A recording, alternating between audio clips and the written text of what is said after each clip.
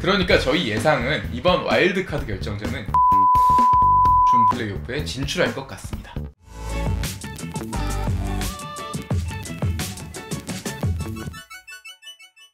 네, 여러분 안녕하세요. 스포츠 클래식입니다.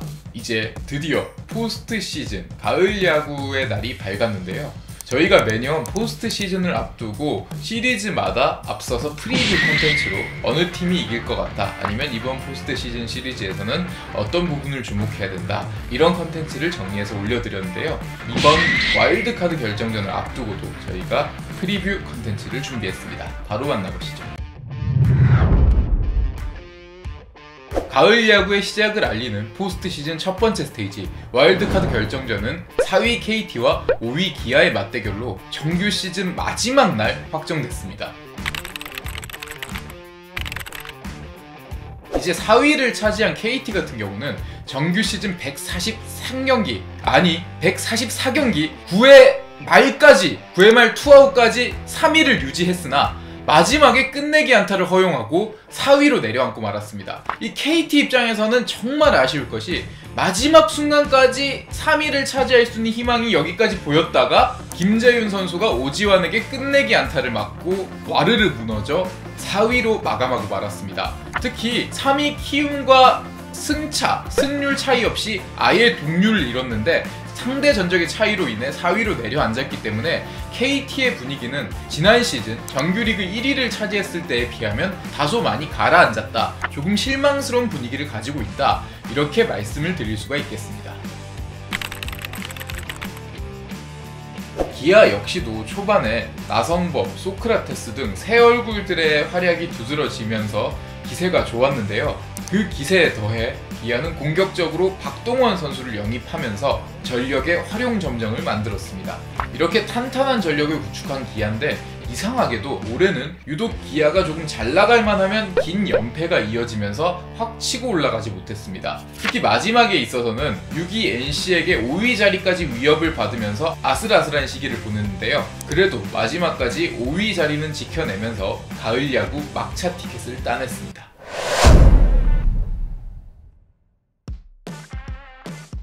그렇다면 업셋의 확률은 얼마나 될까요? 과거의 사례를 보면 5위 팀이 4위 팀을 이기고 준 플레이오프에 진출한 사례가 하나도 없습니다. 그러니까 5위 팀이 진출했던 확률, 산술적으로 보면 제로라고도 할 수 있는데요.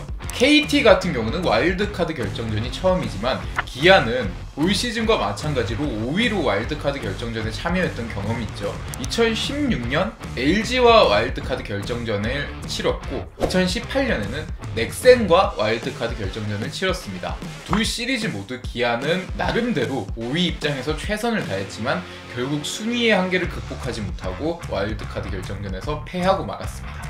그렇다면 이 두 시리즈처럼 기아는 이번에도 가을 냄새만 맡고 떨어지는 걸까요? 그러나 이번에는 세 번째 도전에는 기아가 희망을 걸어볼 수 있습니다. 지난 두 번의 시리즈와는 상황이 많이 다릅니다. 일단 기아는 올 시즌 팀 OPS 1위를 차지했을 정도로 화력이 좋은 팀입니다. 팀 OPS 7위를 차지한 KT에 비해 기아의 공격력이 월등히 좋다고 할 수 있기 때문에 시리즈가 만약에 화력전 양상으로 펼쳐진다면 기아도 충분히 승산이 있다고 할 수 있습니다. 또한 두 팀의 분위기가 매우 상반됐죠. 기아 같은 경우는 일주일 전부터 5위를 확정짓고 가을 야구를 대비하고 있었습니다. 선발 투수로 양현종을 낼지 놀린을 낼지 4위가 키움이 될지 KT가 될지에 따라서 상대 선발을 맞추는 등 여러가지 전략을 세울 수 있는 준비 기간이 매우 길었는데, 반대로 KT는 정규리그 마지막 날까지 3위 싸움을 했던 전력이 있기 때문에 와일드카드 결정전 같은 경우는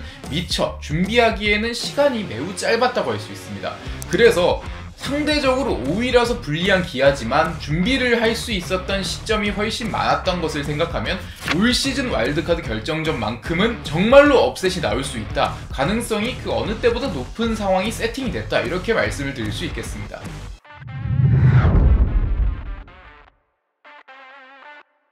KT의 키플레이어는 소영준입니다. 네, 지금 영상을 촬영하는 시점이 10월 11일이기 때문에 1차전 선발을 아직은 알 수 없지만 아마도 소형준 선수가 로테이션상 그리고 올 시즌 성적상으로도 1차전 선발로 예상이 되는 바인데요. KT 같은 경우는 지금 분위기가 너무 안 좋죠. 사실 이 부분을 빨리 수습하는 게 좋은데 분위기를 수습하는 방법은 가장 간단합니다. 사실 1차전을 이기면 그대로 끝나는 건데 1차전 선발인 소형준이 이 나쁜 분위기에 휩쓸리지 않고 평소처럼 침착한 피칭으로 기아 타선을 막아낸다면 KT에게도 충분히 고지적으로 유리한 부분을 살릴 수가 있습니다. 더군다나 소형준 선수는 지난해 두산과의 한국 시리즈에서도 나이답지 않은 안정적인 모습을 보였기 때문에 이번 와일드카드 결정전에서도 충분히 소형준 선수의 활약을 기대할 수 있습니다.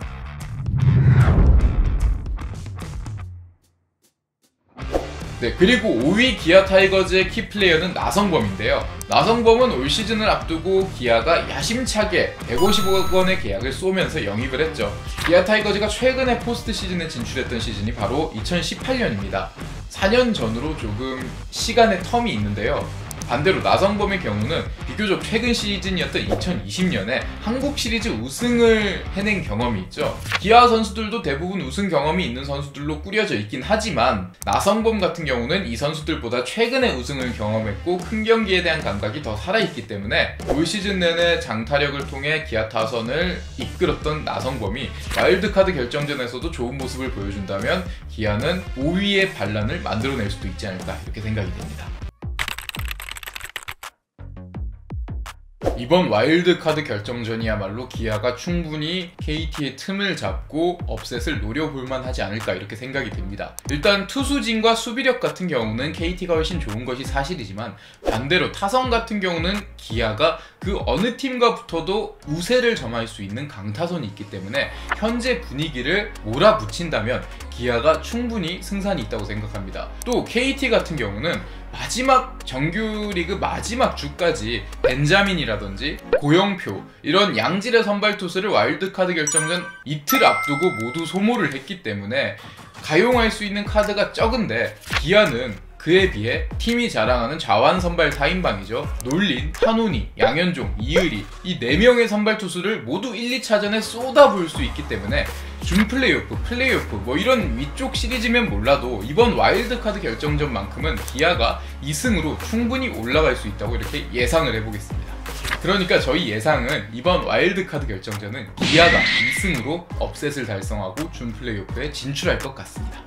그리고 저희 스포츠 클래식 커뮤니티에도 공지를 올려드렸는데요. 와일드카드 결정전 경기는 유튜브 라이브로 입중계할 예정이니 많은 관심 부탁드리겠습니다. 와일드카드 결정전 이후에는 또 준 플레이오프 프리뷰 컨텐츠로 돌아오도록 하겠습니다. 지금까지 스포츠 클래식이었습니다.